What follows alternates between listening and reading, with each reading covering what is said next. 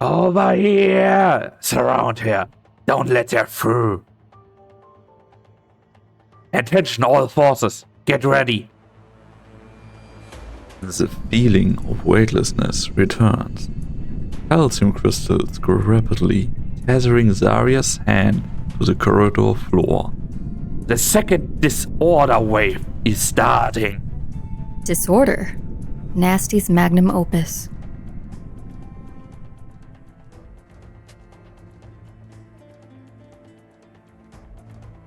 You've been following me around for the last couple of days. Does Defense have nothing else to do? 16 of your Rhine Technological Park modifications do not comply with our established safety regulations.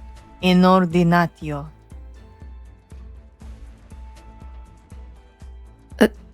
You... Abandon the sense of balance inside your mind. Instead of fighting the chaos, try adapting to its rhythm instead. Find what you've been looking for? You reconfigured several key structures in the park. You don't seem to be following any rules, but the connections between the components make sense. I could have never imagined that structures like these would be possible. A linear language constricts most people's imagination. If you have a specific future in mind, you must first construct a dialogue with the destination, instead of brute forcing a route.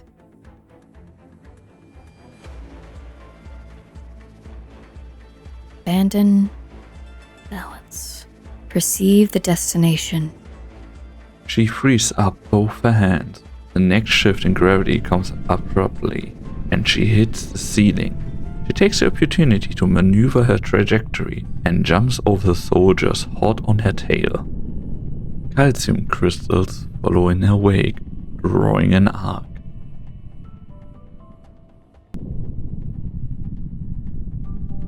Manipulating raw calcium in the same way microbes change their composition. How very enlightening! The materials morph extremely quickly, are adaptable, and combinable with various organs, and thus have promising medical applications. This has been your research field ever since you were in college, yeah? Why not continue? Because it's dangerous. Are you referring to the ethical issues arising from construction of artificial organs with this technique? More than that, giving new techniques to doctors may save lives, but if they fall into the hands of criminals, they could also be reduced to weapons of destruction. I almost forgot how rich with calcium our bodies are. Therefore, I have determined that my research in this field must be suspended until effective control measures have been established. It's a terrible pity, you know that.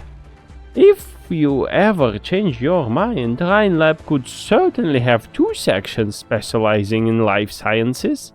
Rhine Lab needs a defense section more. I'm giving you my data in the hopes that you can combine our experiences to better evaluate the risk of the chimeric experiments. Don't go too far, Parvis. The cost of pushing our boundaries will be too high for us all. Then, where does the boundary lie? Countless studies have shown that the evolution of life has not been a gradual process, contrary to the theories of the early scholars in this field. We wouldn't be standing here right now if we had only been taking one step at a time. Furthermore, if we presume that there is indeed a boundary drawn by a higher will that determines how we should be acting, shouldn't we try to look it in the eye first, before we decide to kneel or raise a flag of rebellion?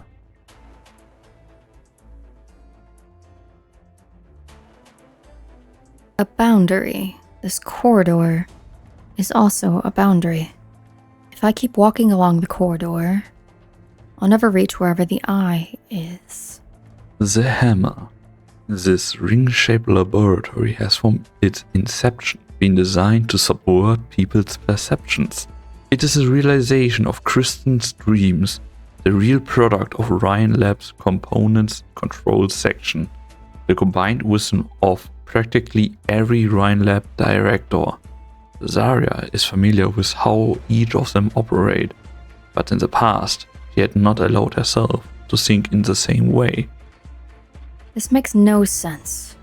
No, it doesn't matter. I've long been disgusted with this wall.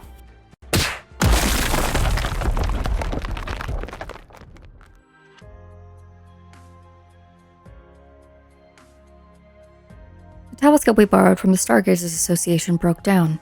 Don't worry about it. The view here is great. You can see many stars with just the naked eye. Well, you go look for a nice place to sit down. I'll try fixing it. Wow! Oh, great superhuman lady Saria! I'm so curious. Is there honestly anything you can't do? I recommend you check my personal course electives. I won't be able to do anything I'm not studying. You're a terrifying studying machine. Whoa, it's so cold today. Want a candy?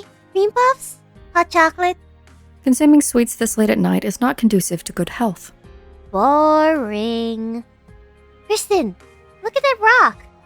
What do you think it looks like? Oh, come on. It looks like Saria, right? It's so hard, yet it shines so perfectly. Like the stars.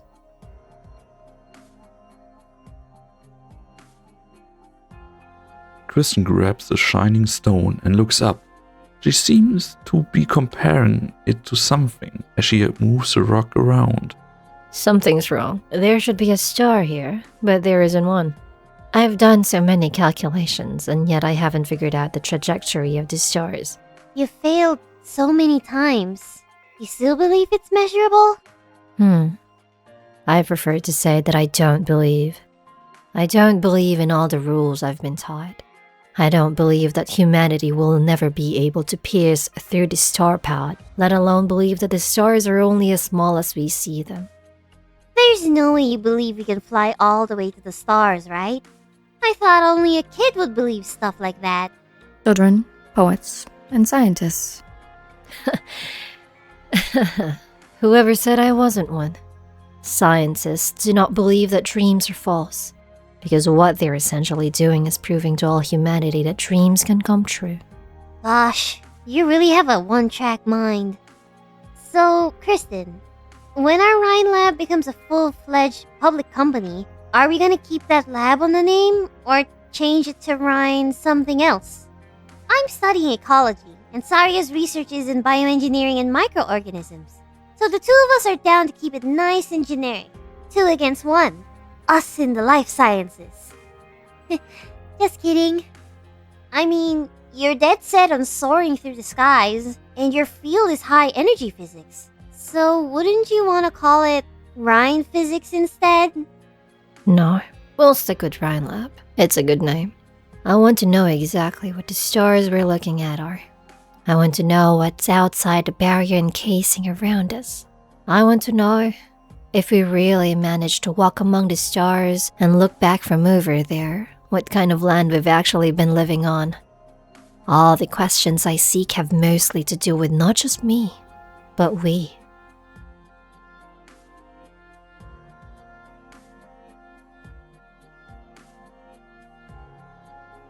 And we are all beings trapped in this teeny tiny corner.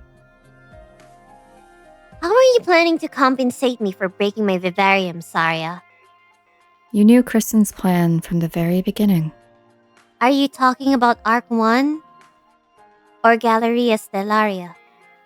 Arc 01 was never more than a front to deceive the military, a pile of scrap paper that was never feasible. Galleria Stellaria is the real laboratory here, or you could also say the name of this aircraft. Certainly is a name that she would come up with. Yep, the only thing she thinks about. So you replicated your Vivarium up here. Is Kristen intending to break through the barrier with it? Just tearing the star pod open won't be enough for her, you know? Without a doubt. Her fixation was never the barrier, but the realm beyond that even our ancestors have yet to reach. She truly wants to step inside that deep outer space. She wants to leave everything that can be left behind in that dimension. And that includes... each and every life present in this vivarium. As soon as I heard about the AriaraShii project, I started gathering a variety of plant species that might be able to survive in the environment outside the barrier.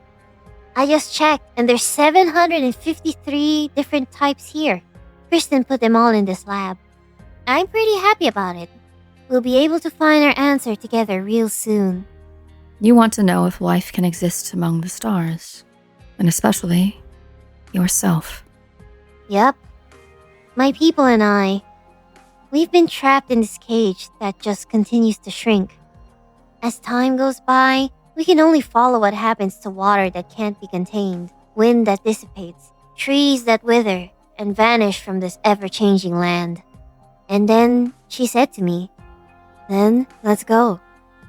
This land is not your home, but beyond it, there might just be a space untainted by originium that will really accept you and your people." A mere hypothesis. So far, no instrument has managed to penetrate or even approach the barrier. So there's no basis to assert the possibility of originium's absence beyond the barrier, let alone the total lack of evidence suggests that life can survive in the depths of outer space. I know. It's just a dream. There's no evidence or data to support it, and it goes against all the scientific knowledge I have. But scientists don't believe that dreams are false, because what they're essentially doing is proving to all humanity that dreams can come true. I remember Kristen said that. Yes, she's the same as ever. What about us? Saria? Have we changed at all?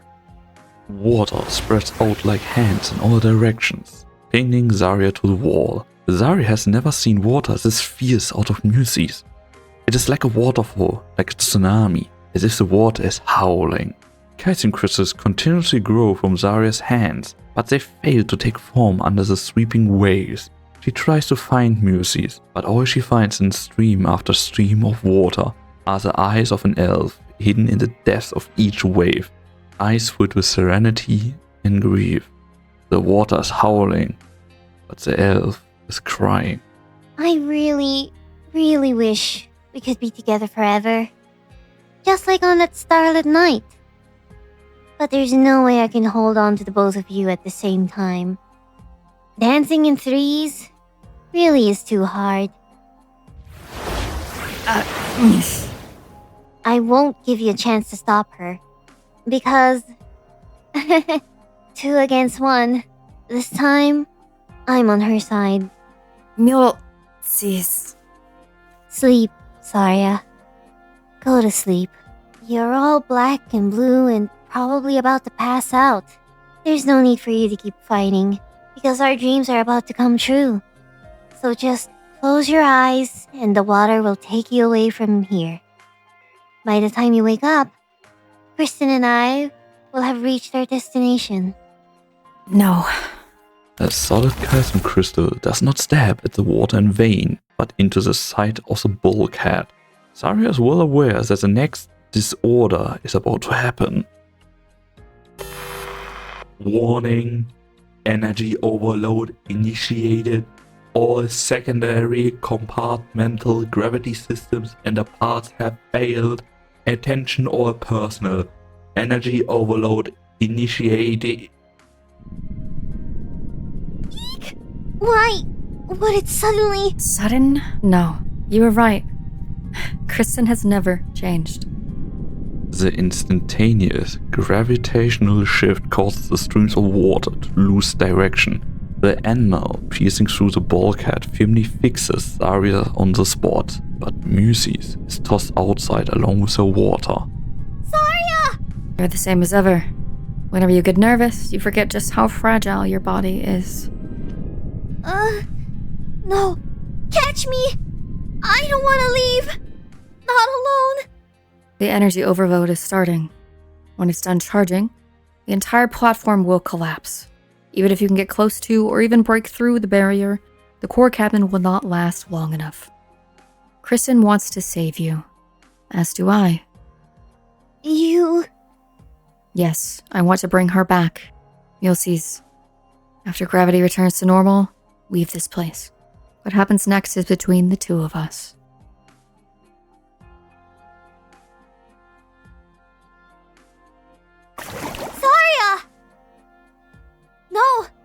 gotta hold on to something. Authentication failed. Your clearance has expired. Galeria Stellaria Vivarium access denied. Your clearance has expired.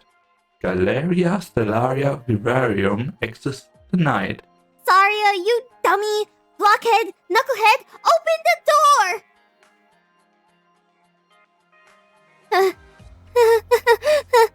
I've really been abandoned again. Saria, I hope you make it.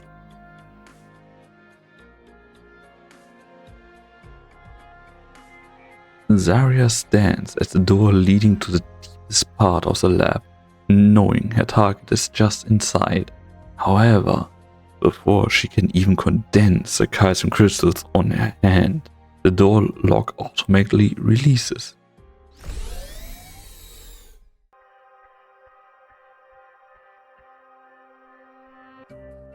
Compared to the previous area filled with instruments and equipment, this place feels more like a temple to the stars.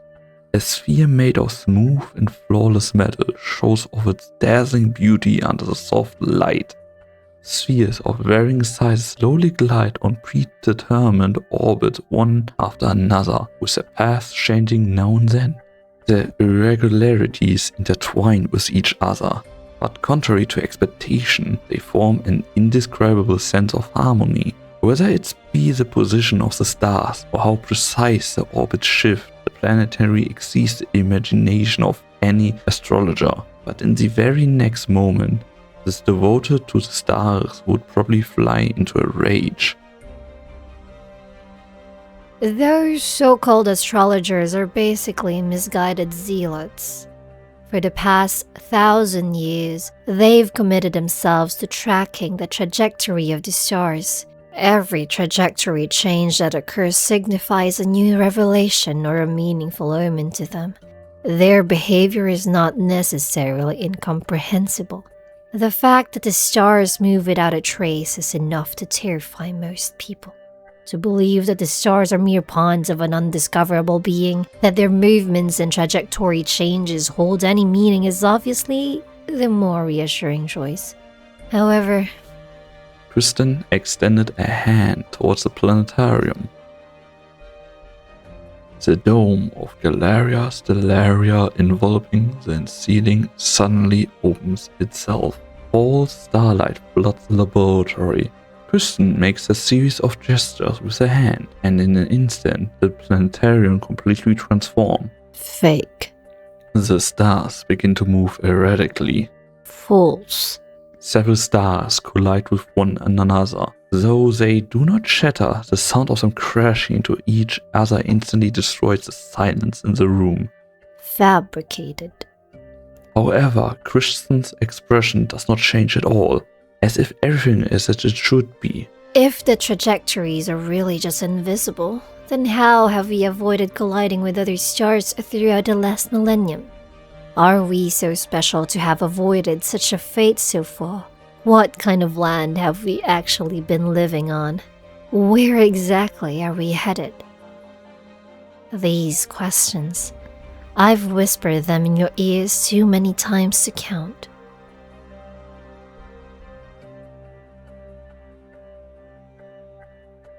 Can you help me move that planet over there, Saria? A small metallic sphere passes by Saria's hand. Star, instead of touching it, she lets it fall out of orbit. What a shame. I've been fiddling with these planets before we break the barrier, and no matter how many times I try, they just refuse to stay on the right track. Stop this, Kristen. We still have time to turn back before you hit the barrier with this Galeria Stellaria. Galeria Stellaria. Isn't it exactly as how I described it to you before? A pity that you had already left Rhinelab by the time I built it. But I knew you would come back, at the very moment when my dreams were about to be realized. You would be there, whether or not you're with me. Or against me. This time, it's my turn to make the first move. Christian lifts her hand, revealing the exoskeleton operating system Saria is most familiar with, and gently makes a fist. Silver liquid spews out from the planetarium behind Christian, and in an instant, all the planets are thrown out of their orbits, rushing towards a single position at a speed so fast for the naked eye. The entire galaxy pours down on Saria.